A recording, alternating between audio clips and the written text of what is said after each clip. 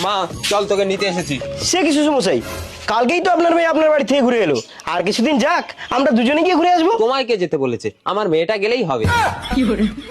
আচ্ছা ঠিক আছে, আর কিছুদিন যাক আপনার মেয়েকে আমি গিয়ে দিয়ে আসবো। এখন বাড়িতে চাষির কাজ চলছে তো, মাকে হেল্প করার মতো কেউ নেই। তুমি আমার মেয়েকে দিয়ে ঝিচা করে কাজ করাও, আমি আমার মেয়েকে নিয়ে যাচ্ছি। তোমার যা বলা তুমি ফোনে বলবে। চল মা। আরে ছি, তুই আমার মেয়ে হয়ে পরপুরুষের সঙ্গে সম্পর্ক রাখিস, আজ তোকে মেরেই ফেলবো। শ্বশুরমশাই কি হচ্ছে, আপনি আমার বউকে মারছেন কেন? জামাই, তুমি থাকতে থাকতে আমার এই মেয়ে অন্য পুরুষের সাথে সম্পর্ক করে, আজকে মেরেই ফেলবো। যদি মারতেই হয় তবে আপনি আপনার নিজের গালে চড় মারুন। এত বড় কথা?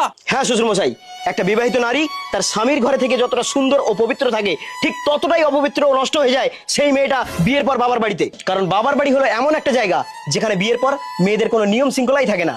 আর আপনি তো একটা মূর্খ বাবা, নিজের মেয়েকে সঠিক শিক্ষা দিতে জানেন না। থু, চলো বউ বাড়ি চলো।